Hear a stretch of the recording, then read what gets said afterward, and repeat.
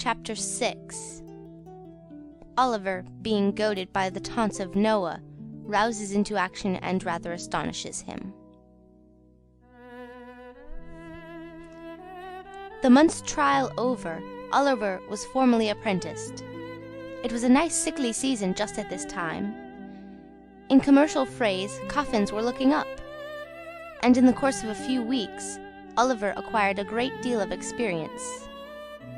The success of Mr. Sowerberry's ingenious speculation exceeded even his most sanguine hopes. The oldest inhabitants recollected no period at which measles had been so prevalent or so fatal to infant existence. And many were the mournful processions which little Oliver headed, in a hat-band reaching down to his knees, to the indescribable admiration and emotion of all the mothers in the town. As Oliver accompanied his master in most of his adult expeditions too, in order that he might acquire that equanimity of demeanor and full command of nerve which was essential to a finished undertaker, he had many opportunities of observing the beautiful resignation and fortitude with which some strong-minded people bear their trials and losses.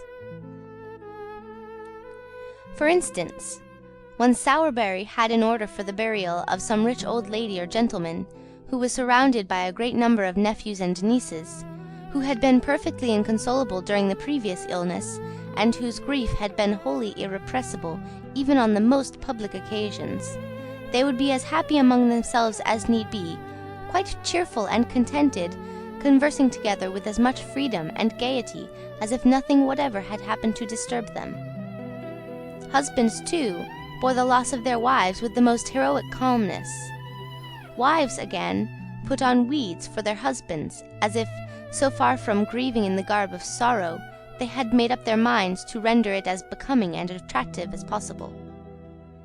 It was observable, too, that ladies and gentlemen who were in passions of anguish during the ceremony of interment recovered almost as soon as they reached home, and became quite composed before the tea-drinking was over. All this was very pleasant and improving to see, and Oliver beheld it with great admiration. That Oliver Twist was moved to resignation by the example of these good people, I cannot, although I am his biographer, undertake to affirm with any degree of confidence. But I can most distinctly say that for many months he continued meekly to submit to the domination and ill-treatment of Noah Claypole, who used him far worse than before, now that his jealousy was roused, by seeing the new boy promoted to the black stick and hat-band, while he, the old one, remained stationary in the muffin-cap and leathers. Charlotte treated him ill because Noah did, and Mrs. Sowerberry was his decided enemy because Mr. Sowerberry was disposed to be his friend. So between these three on one side, and a glut of funerals on the other, Oliver was not altogether as comfortable as the hungry pig was when he was shut up by mistake in the grain department of a brewery. And now I come to a very important passage in Oliver's history, for I have to record an act, slight and unimportant perhaps in appearance, but which indirectly produced a material change in all his future prospects and proceedings. One day Oliver and Noah had descended into the kitchen at usual dinner hour, to banquet upon a small joint of mutton, 1.5 pounds of the worst end of the neck, when Charlotte being called out of the way, there ensued a brief interval of time, which Noah Claypole, being hungry and vicious, considered he could not possibly devote to a worthier purpose than aggravating and tantalizing young Oliver Twist. Intent upon this innocent amusement, Noah put his feet on the tablecloth, and pulled Oliver's hair, and twitched his ears, and expressed his opinion that he was a sneak, and furthermore announced his intention of coming to see him hanged whenever that desirable event should take place, and entered upon various topics of petty annoyance like a malicious and ill-conditioned charity boy as he was. But, making Oliver cry, Noah attempted to be more facetious still, and in his attempt did what many sometimes do to this day when they want to be funny. He got rather personal. "Workus," said Noah, "how's your mother?" "She's dead," replied Oliver. "Don't you say anything about her to me." Oliver's color rose as he said this. He breathed quickly, and there was a curious working of the mouth and nostrils, which Mr. Claypole thought must be the immediate precursor of a violent fit of crying. Under this impression he returned to the charge. "What did she die of, Workus?" said Noah. "Of a broken heart, some of our old nurses told me," replied Oliver, more as if he were talking to himself than answering Noah. "I think I know what it must be of to die of that." "Told the roll, lol, lol, right full Larry, Workus," said Noah, as a tear rolled down Oliver's cheek. "What set you a-snivelling now?" "Not you," replied Oliver sharply. "There, that's enough. Don't say anything more to me about her. You'd better not." "Better not?" exclaimed Noah. "Well, better not. Workus, don't be impudent.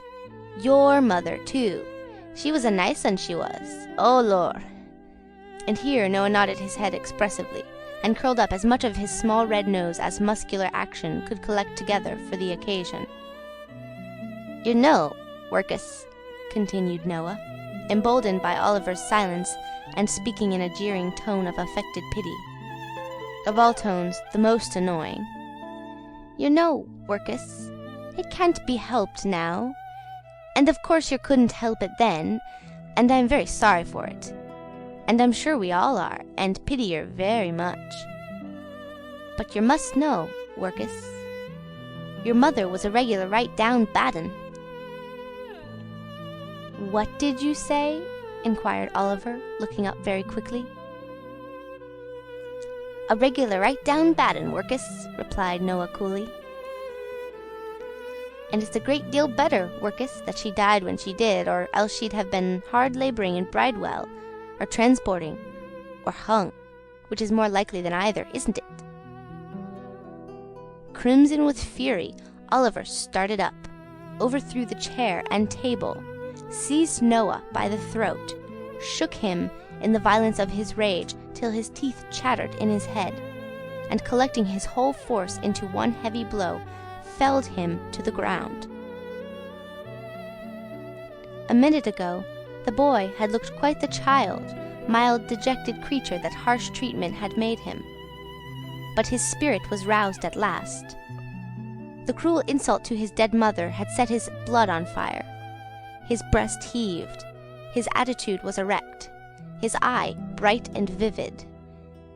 His whole person changed as he stood glaring over the cowardly tormentor, who now lay crouching at his feet, and defied him with an energy he had never known before.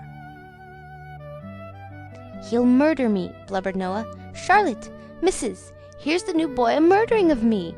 Help, help! Oliver's gone mad! Charlotte!"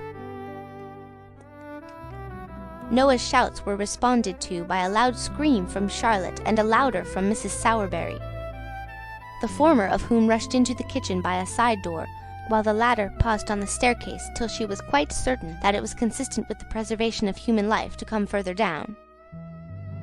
"Oh, you little wretch!" screamed Charlotte, seizing Oliver with her utmost force, which was about equal to that of a moderately strong man in particularly good training. "Oh, you little ungrateful, murderous, horrid villain!" And between every syllable, Charlotte gave Oliver a blow with all her might, accompanying it with a scream for the benefit of society. Charlotte's fist was by no means a light one, but lest it should not be ineffectual in calming Oliver's wrath, Mrs. Sowerberry plunged into the kitchen and assisted to hold him with one hand, while she scratched his face with the other. In this favourable position of affairs, Noah rose from the ground and pummeled him behind. This was rather too violent exercise to last long. When they were all wearied out, and could tear and beat no longer, they dragged Oliver, struggling and shouting, but nothing daunted, into the dust cellar, and there locked him up. This being done, Mrs. Sowerberry sunk into a chair and burst into tears. "Bless her, she's going off," said Charlotte. "A glass of water. Noah, dear, make haste." "Oh, Charlotte," said Mrs. Sowerberry, speaking as well as she could, through a deficiency of breath and a sufficiency of cold water which Noah had poured over her head and shoulders. "Oh, Charlotte, what a mercy we have not all been murdered in our beds!" "Ah, mercy indeed, ma'am," was the reply. "I only hope this'll teach master not to have any more of these dreadful creatures that are born to be murderers and robbers from their very cradle. Poor Noah, he was all but killed, ma'am, when I come in." "Poor fellow," said Mrs. Sowerberry, looking piteously on the charity boy. Noah, whose top waistcoat button might have been somewhere on a level with the crown of Oliver's head, rubbed his eyes with the inside of his wrists while this commiseration was bestowed upon him, and performed some affecting tears and sniffs. "What's to be done?" exclaimed Mrs. Sowerberry. "Your master's not at home, there's not a man in the house, and he'll kick that door down in 10 minutes." Oliver's vigorous plunges against the bit of timber in question rendered this occurrence highly probable. "Dear, dear, I don't know, ma'am," said Charlotte, "unless we send for the police officers." "Or the military," suggested Mr. Claypole. "No, no," said Mrs. Sowerberry, bethinking herself of Oliver's old friend. "Run to Mr. Bumble, Noah, and tell him to come here directly, and not to lose a minute. Never mind your cap, make haste. You can hold a knife to that black eye as you run along. It'll keep the swelling down."